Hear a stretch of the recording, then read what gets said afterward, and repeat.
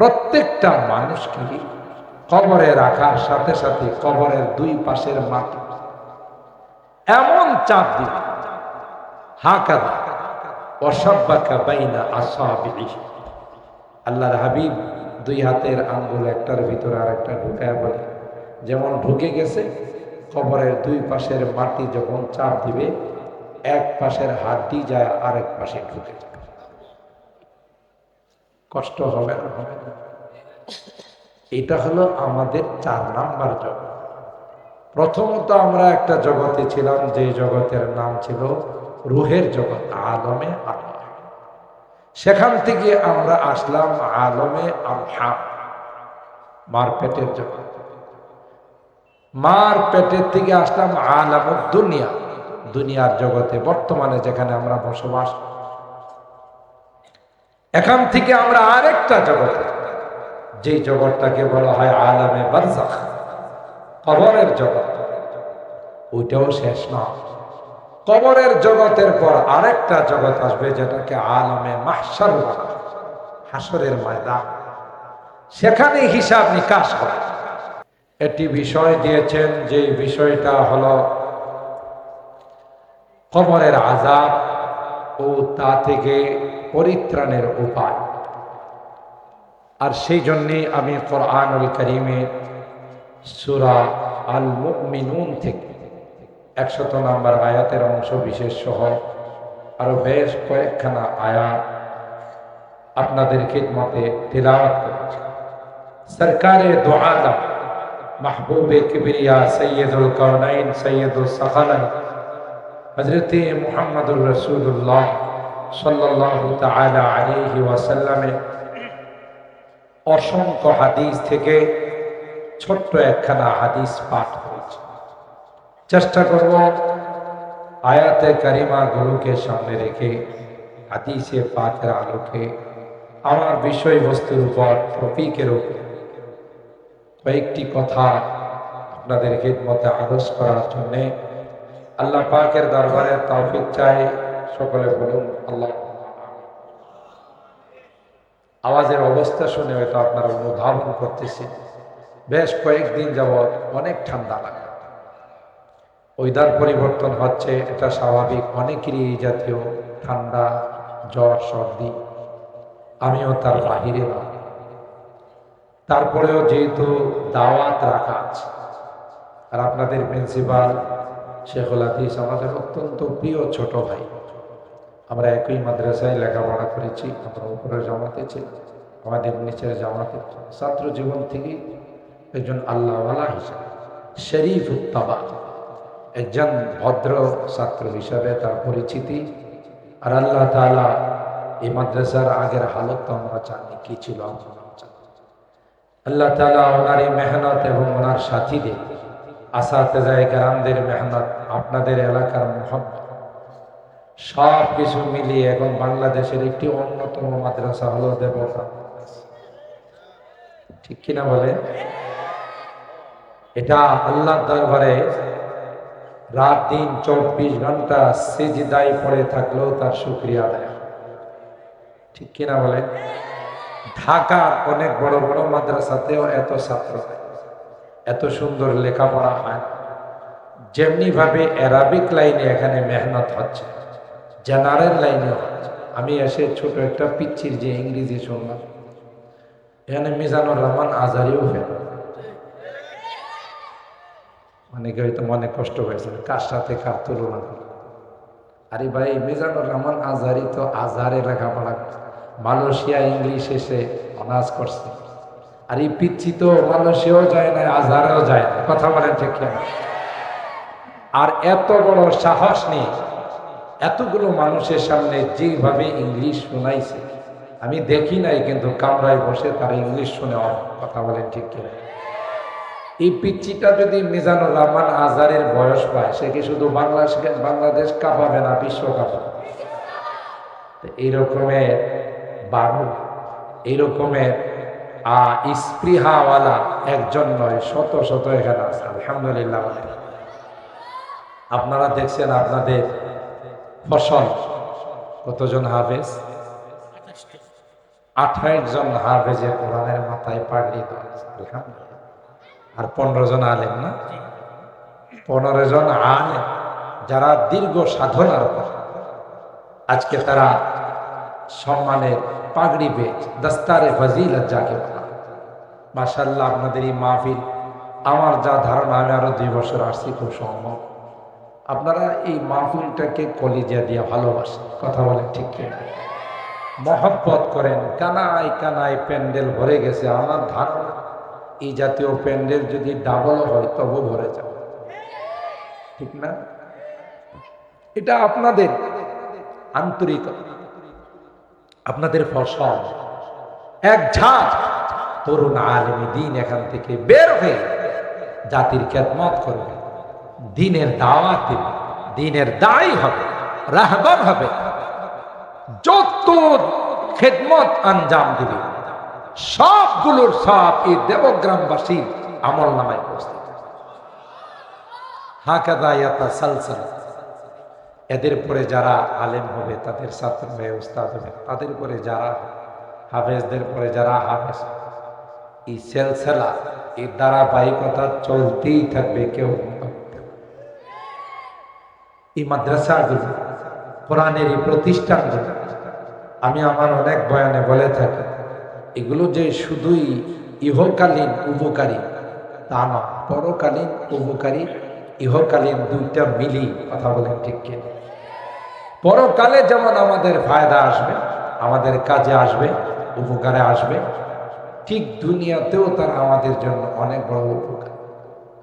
এই মাদ্রাসা না থাকলে, মাদ্রাসার কচিকাচা বাচ্চারা কোরআন না পড়লে যে পরিমাণ গুনাহ আমরা করি, যদিও দেবগ্রামবাসী এরকম করে না, আমার ঢাকার উপর আন্দাজ করে বলতেছি, যে রাত নাই দিন নাই যুবকরা 24 ঘন্টা কানের মধ্যে তাবিজ লাগায়া কি যে তিলাওয়াত শুনে, আর কত যে জিকির আজকার শুনে, কি বলেন ঠিক কিনা। যে পরিমাণ গুনাহ আমাদের দ্বারা, বহু আগে আল্লাহ আমাদেরকে শেষ করে দিতেন শুধুমাত্র কেবলমাত্র এই সকল মাদ্রাসা কুচি কাচ্চা মাসুম তালেবে ইলমদের ওসিলায় আল্লাহ আমাদেরকে হেফাজত করেছে। যার যত বেশি এর সঙ্গে মহব্বত আর ভালোবাসা থাকবে, সে তত বেশি উপকারী, কথা বলে ঠিক কিনা। তার তত বেশি উপকার তার কাছে পৌঁছতেই থাকবে, দুনিয়াতেও খবরেও পড়বে। আল্লাহ আমাদেরকে বেশি বেশি মহব্বত করার। চলো, রাত হয়ে গেছে অনেক, খুব লম্বা আলোচনা করে। আপনারা যদি আমাকে সময় দেন, তাইলে আপনাদেরকে নিয়ে কাটায় কাটায় 12টায় দোয়া করব, ইনশাআল্লাহ। রাজি আছেন তো? 12টা পর্যন্ত থাক, আল্লাহ আমাদের কবুল করুন, আমিন। তাই আলোচনায় চলে যাচ্ছি। আমার বিষয়বস্তু কবরের আযাব এবং তার থেকে পরিত্রাণ পাওয়া। দুইটা টপিক এখানে, একটা হলো কবরের আযাবের ভয়াবহ, আর এই ভয়াবহ আযাব থেকে রক্ষা পাওয়ার উপায়। দুইটা টপিক এখানে। কবরের আযাব সম্পর্কে আমরা সকলেই অবগত আছি। প্রথমত যুক্তায় খাবার, প্রত্যেকটা মানুষকে কবরে রাখার সাথে সাথে কবরের দুই পাশের মাটি এমন চাপ দিবে, হাকাদা ওয়াসাব্বাকা বাইনা আসাবিহি। আল্লাহর হাবিব 2 হাতের আঙ্গুল একটার ভিতরে আরেকটা ঢুকায় বলে, যেমন ঢুকে গেছে, কবরের 2 পাশের মাটি যখন চাপ দিবে, এক পাশের হাড্ডি যায় আরেক পাশে ঢুকে যাবে। কষ্ট হবে না? হবে না? এটা হলো আমাদের 4 নাম্বার জগৎ। প্রথমত আমরা একটা জগতে ছিলাম, যে জগতের নাম ছিল রুহের জগৎ, আলমে আরওয়াহ। সেখান থেকে আমরা আসলাম আলমে আরহাম, মার পেটের জগৎ। মার পেটের থেকে আসলাম আলামুদ দুনিয়া, দুনিয়ার জগতে, বর্তমানে যেখানে আমরা বসবাস। এখান থেকে আমরা আরেকটা জগতে, যে জগৎটাকে বলা হয় আলামে বারজাখ, কবরের জগৎ। ওইটাও শেষ না। কবরের জগতের পর আরেকটা জগৎ আসবে, যেটাকে আলমে মাহশার বলা, হাসরের ময়দান। সেখানে হিসাব নিকাশ হবে, কার আমল নামায় নেকের দ্বারা ভারী হয় আর কার আমল নামা হালকা। দুই শ্রেণীর মানুষ গোটা জিন্দেগিতে আপনি যা লেখাপড়া করছেন, আপনি যা আমল করছেন, এই সবগুলোর ফলাফল প্রকাশ করা হবে সেখানে। কিন্তু কবরের জগৎটা তার একটা প্রতিচ্ছবি, জান্নাত আর জাহান্নামের একটা প্রতিচ্ছবি। যারা দুনিয়ার জিন্দেগিতে ভালো করবে তাদের কবরের মধ্যে জান্নাতের সঙ্গে কানেকশন হয়। যেমন আমি অনেক সময় বলে থাকি, বাংলাদেশ থেকে বিদেশ গেলে, যে কোনো দেশে গেলে এয়ারপোর্ট দেওয়া যায়। এয়ারপোর্টে গেলে প্রথমে আপনাকে ইমিগ্রেশন পাবে, আপনার পাসপোর্ট, ভিসা, এগুলো চেক দেয় ইমিগ্রেশনের পুলিশ। কেন? আপনি এক বর্ডার থেকে আরেক বর্ডারে যাচ্ছেন, একটা বর্ডার ক্রস করে আরেকটা বর্ডারে যাচ্ছেন। এই জন্য ইমিগ্রেশনের পুলিশ দেখে আপনার পাসপোর্ট ঠিক আছে কিনা, ভিসা কত দিনের লাগানো, কোনো জাল ভিসা কিনা, আপনার ছবির সাথে আপনার পাসপোর্টের মিল আছে কিনা ইত্যাদি চেক আপ যখন শেষ হয়, চেক করা যখন শেষ হয়, তখনই আপনাকে ক্লিয়ারেন্স দেওয়া হয়, আপনি যাইতে পারেন।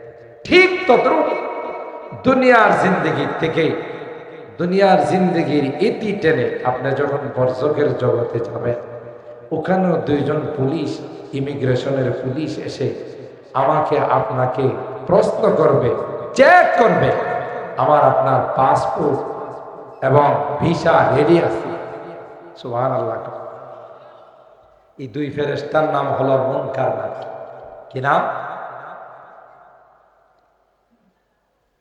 আয়েশা প্রথম প্রশ্ন করবে, মারহাবা, তোমার পাসপোর্ট আছে কি?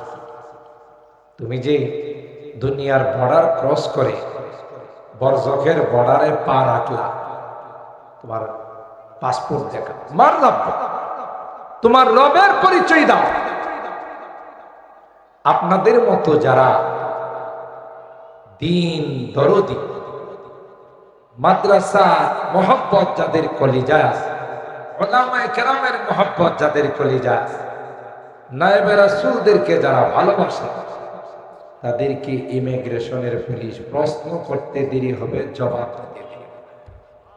আরো জোরে সুবহানাল্লাহ। এরপরে দেখবে ভিসা ঠিক মতো লাগানো আছে কিনা, না জাল ভিসা লাগাই। অমাদিন, ধর্মের পরিচয় দাও। সুবহানাল্লাহ। যে তোমার ধর্ম কি? তুমি কি ইসকনের সদস্য ছিলে, না তুমি কোন খ্রিস্টানের সদস্য ছিলে, না কোন ইহুদির সদস্য ছিলে? কথা বলেন ঠিক কিনা? ইসকন রাম রাজ্য বানানোর স্বপ্ন দেখে কথা কয়। ইসকন আপনারা শুনছেন, এরা 7টা দেশকে নিয়ে একটা রাম রাজ্য বানাবে। এর মধ্যে আমাদের বাংলাদেশও আছে, আফগানিস্তান আছে। চিন্তা করেন কত বড় দুঃসাহস। বাংলাদেশ সহ 7টা দেশকে নিয়ে এরা রাম রাজ্য বানাবে। আর যাই হোক, আফগানের নাম ঢোকানোতে সুবিধা হয়েছে। কথা কার? মাইটটা আচ্চাতা লেখা, কত বড় দুঃসাহস। পরিষ্কার ভাষায় আমরা বলে দিতে চাই, এই দুঃসাহস দেখানোর সময় চলে গেছে। যার উপরে ডিপেন্ড করে দুঃসাহস দেখায়, আকাশ দিয়ে উইরা গেছে। কথা বলেন, রাগ করতেছেন?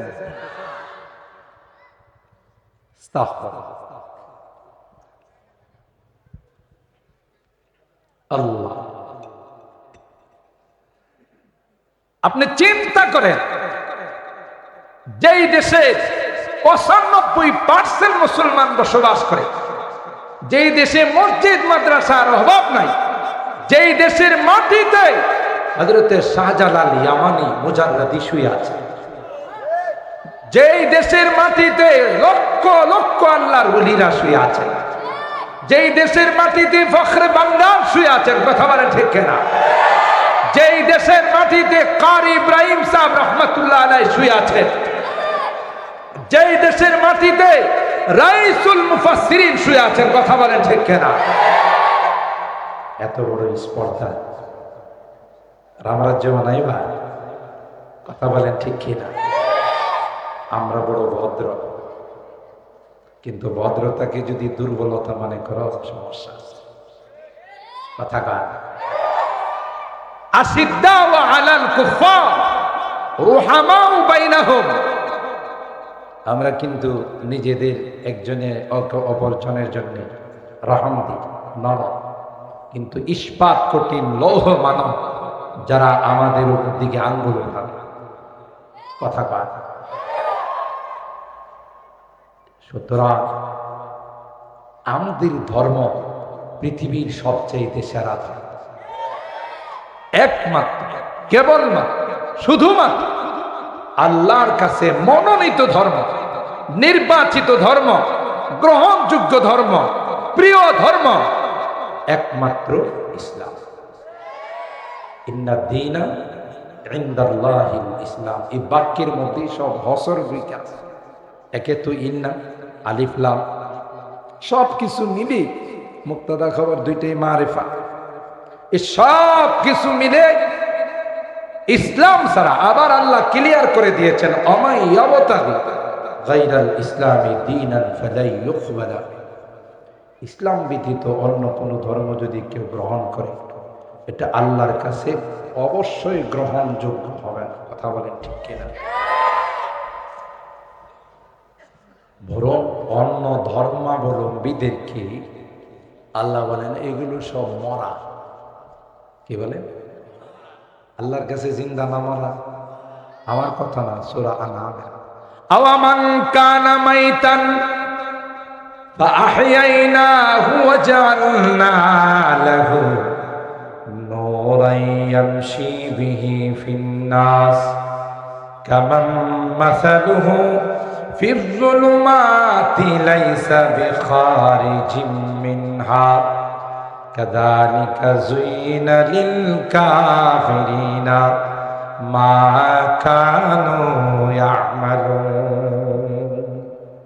আল্লাহ বলেন পৃথিবীর যত বিধর্মীরা আছে, হোক না সে অনেক পাওয়ারফুল বাদশা, অনেক পাওয়ারফুল রাষ্ট্রের প্রেসিডেন্ট, আল্লাহ ডাক দিয়া কয় একটাও আমার কাছে জিন্দা নয়। মাইতান, মৃত, একমাত্র মুসলমান আমার কাছে জিন্দা। দুনিয়ার লাইনে তার পাওয়ার থাকতে পারে, তার কাছে অ্যাটম বোম থাকতে পারে, পারমাণবিক, ব্যালিস্টিক ক্ষেপণাস্ত্র, ক্রুজ ক্ষেপণাস্ত্র, আরো অনেক মরণাস্ত্র থাকতে পারে। আল্লাহ বলেন যাই কিছু থাকো এগুলো সব আমার কাছে মরা, মুর্দা। আর যেই ধর্মই পালন করো, শেষ মুহূর্তে কিন্তু ইসলাম ধর্মের আশ্রয় নেবে। সূরা আল গাফির তার শেষ 2 আয়াতে আল্লাহ তাআলা জানান, যখন সাকারাত শুরু হয়ে যায়, মৃত্যুর আলামত, নিদর্শন যখন তার সামনে চলে আসে, তখন বলবে ফালাম্মা ওয়াআউ বাসা ক্বালু আমান্না বিল্লাহি ওয়াহদা। হে আল্লাহ, তোমার একত্ববাদকে বিশ্বাস করি। আপনি যাদের কথা ডোনাল্ড ট্রাম্প বলেন, শি জিনপিং বলেন, দাদা নরেন্দ্র মোদী বলেন, ভ্লাদিমির পুতিন বলেন, যারাই বলেন, মৃত্যুর সময় এরা ঈমান গ্রহণ করার চেষ্টা করে। তাতে কি প্রমাণ হলো অরিজিনাল কোনটা? বলেন না কি? অরিজিনাল ধর্ম ইসলাম। আর এই যদি ডুপ্লিকেট, এটা কোনো কাজে লাগে না। আরে দুনিয়াতে তুই কাজে লাগে না, পরকালে কি কাজে লাগে? ঝড় তুফান শুরু হয়ে গেল, নৌকা যদি নদীতে থাকে, ঘূর্ণিঝড় শুরু হয়ে গেছে, ওই নৌকায়, ওই লঞ্চে, ওই স্টিমারে যদি কোনো বিধর্মীরা থাকে, ওরা কি এই বিপদের মধ্যে হরে কৃষ্ণ হরে রাম কর। মুসলমানদেরকে বলে আজান দাও। মুসলমান যদি কে কে কে তোমার দুর্গা মারে ডাক দাও, তোমার কালী মারে ডাক দেবো, কোনো কামের না কথা কার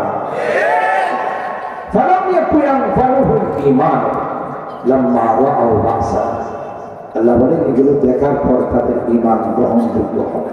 কথা বলেন মুসলমানদের সবচাইতে বড় দৌলত আল্লাহ আমাদেরকে রূহের জগতের শিক্ষা দিই, রূহের জগতের অরিজিনাল ঈমান দিই মুসলমান মা বাবার ঘরে জন্ম দিয়েছে।